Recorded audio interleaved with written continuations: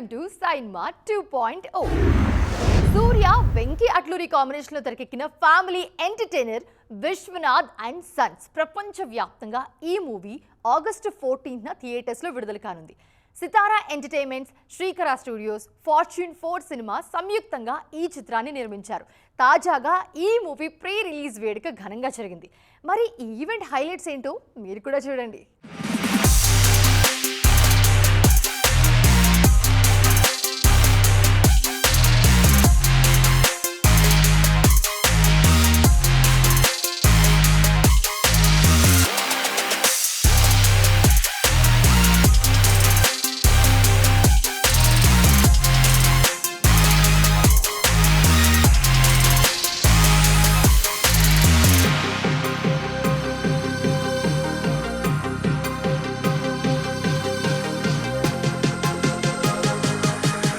ఇవాళ జనరేషన్కి ఉన్న ఒక ముఖ్యమైన సబ్జెక్ట్ ఇది.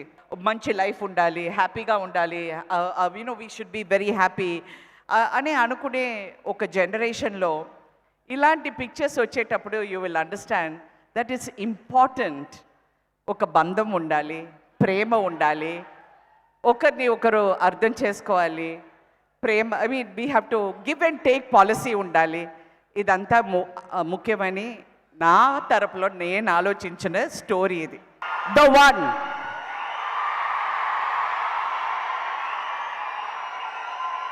And I want you to be the one. Express my gratitude, my love, my admiration for you in such a short period of time now. But working with you was truly, truly, truly special for me, sir. You know, you are my Mrs. Nirmala, and I love you so much, ma'am. I'm gonna say one more line in Telugu. Correct me if I'm wrong. Yeah. Meeru andaru mee family tho kalisi August 14 theater ki velli chudandi. Yeah.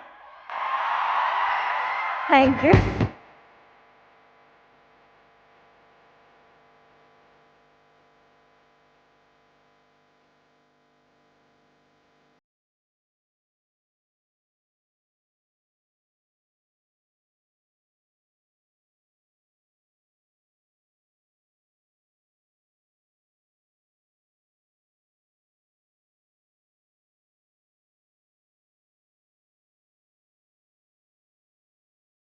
First, I would like to thank Telangana police డిపార్ట్మెంట్కి. ఎందుకంటే చాలా తక్కువ టైంలో మేము permissions కోసం apply చేసినప్పుడు వాళ్ళు వచ్చేసి మమ్మల్ని సపోర్ట్ చేశారు. And they stood by us. And Telangana గవర్నమెంట్కి, చీఫ్ మినిస్టర్ రేవంత్ రెడ్డి గారికి, and cinematography minister Komatireddy Venkatreddy గారికి for your unconditional support. Cinema ఇండస్ట్రీలో ఎవరైనా సరే ఒక ప్రాబ్లం కావచ్చు, లేకపోతే ఒక విజ్ఞప్తితో వెళ్ళినప్పుడు ఇప్పుడు వరకు వాళ్ళు వచ్చేసి సపోర్ట్ చేయకుండా లేరు. అండ్ గదర్ అవార్డ్స్ కోసం ఒక గవర్నమెంట్ వ్యాలిడేషన్ అనేది ఎప్పుడు మాకు ఒక ఎంకరేజ్మెంట్ ఇస్తుంది. అలాగా ఈ ప్రభుత్వం, ఈ state government, it always supported us. Behalf of Telugu film industry sir, thank you so much Revanth అన్న.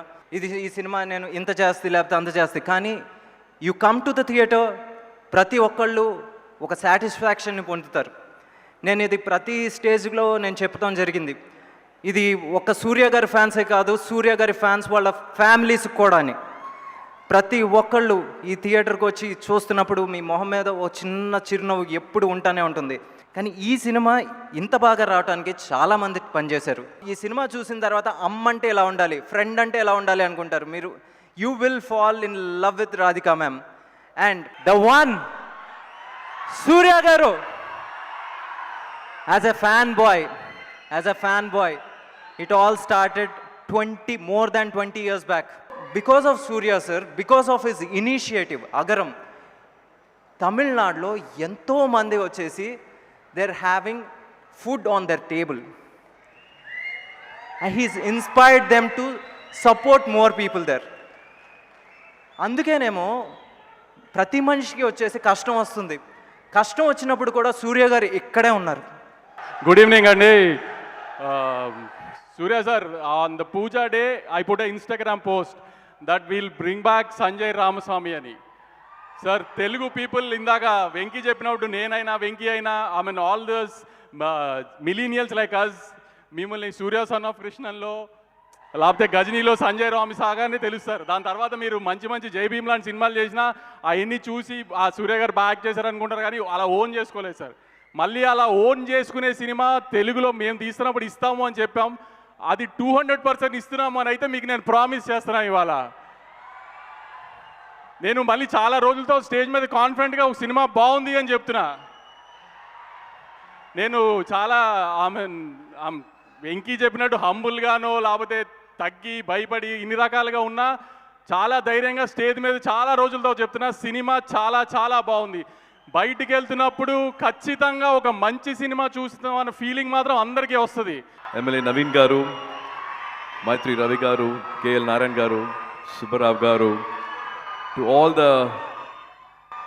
families from the film fraternity, to the press and media, to the police department, and రెండు తెలుగు రాష్ట్రంలో ఉన్న fans and families, Vamsi గారు and Venky, this is a very, very special bond. Just not a producer and a director. They always kept saying it's a fanboy moment, it's a fanboy moment, but it's because of them this beautiful film has happened. So had Trivikram Garu's blessings, his dear Venki. I don't know if another director, I'm not saying this because it's Venki and I just finished a film with him. He's given us 200% as a sincere director. I loved him not only as a director but as a writer. It is not easy to write 3 beautiful women characters, and every day he was refreshing his dialogues, refreshing the scenes. He had a childlike energy, and that was like infectious. It was like contagious. We all had that same excitement because of Venki, because of his writing, because of the energy he brought in. Hey. ఇండస్ట్రీలో ticket రేట్లను మించిన hot topic ఏ ఉంటుంది చెప్పండి. మొన్నటి వరకు నిర్మాతలు ఎగ్జిబిటర్ల మధ్య రేగిన రచ్చలో కూడా ఈ రేట్లదే కీ రోల్. తాజాగా మరోసారి టికెట్ రేట్ల మీద చర్చ మొదలైంది. దానికి కారణం రీసెంట్గా వచ్చిన విజయాలే. మరి హిట్స్తో టికెట్ రేట్లకు ఏంటి సంబంధం అనుకుంటున్నారా? అసలు ఏం జరుగుతుందో మీరు కూడా చూడండి. బాక్సాఫీస్ దగ్గర ఊహించిన దానికంటే ఎక్కువే రచ్చ చేస్తున్నాడు కొరియన్ కనకరాజు. వరుణ్ తేజ్ ట్రాక్ రికార్డులతో పని లేకుండా మంచి కలెక్షన్స్ తీసుకొస్తుంది ఈ చిత్రం. దానికి ప్రధాన కారణం కంటెంట్ ఒకటైతే మరోటి టికెట్ రేట్స్. నార్మల్ ప్రైజ్లతో రావడం కొరియన్ కనకరాజుకు బాగా కలిసొచ్చింది. సింగిల్ స్క్రీన్స్ 100, 150 ఉంటే మల్టీప్లెక్స్ 200, 250 మధ్యలోనే ఉన్నాయి. అదే సినిమాకు ప్లస్ అవుతుంది. కొరియన్ కనకరాజుకు మాత్రమే కాదు, టికెట్ రేట్లు అందుబాటులో ఉండి కంటెంట్ ఏమాత్రం కనెక్ట్ అయినా కూడా ఆడియన్స్ హక్కున చేర్చుకుంటున్నారు. అది మన సినిమానా పరాయి సినిమానా అని కూడా చూడట్లేదు. తాజాగా డీసీ మొన్నొచ్చిన వీరభద్రుడు, దృశ్యం 3, మన లెనిన్, మా ఇంటి బంగారం, చెన్నై లవ్ స్టోరీ సినిమాలకు కలెక్షన్లు బాగా రావడానికి కారణం నార్మల్ టికెట్ రేట్లే. టికెట్ రేట్ల మీద కేవలం ఆడియన్స్ మాత్రమే కాదు, సెలబ్రిటీస్ కూడా మాట్లాడుతున్నారు. పెద్ద సమయంలోనే రామ్ చరణ్ కూడా రేట్లపై ఓపెన్ అయ్యారు. ఇండియాలో సినిమానే చీపెస్ట్ ఎంటర్టైన్మెంట్ అని, కాకపోతే థియేటర్లలో పాప్కార్న్ ధరలు ఎక్కువగా ఉండడం వల్లే సామాన్య కుటుంబాలు సినిమాకు దూరమవుతున్నారని, వాటిని తగ్గించాలని చరణ్ సూచించారు. ప్రేక్షకులు థియేటర్లకు రాకపోవడానికి థియేటర్లో ఉన్న పాప్కార్న్ ధరలే కారణమంటూ నాగవంశి కూడా చెప్పుకొచ్చారు. ఆడియన్స్ కు రేట్లతో సమస్య లేదనేది ఆయన వాదన.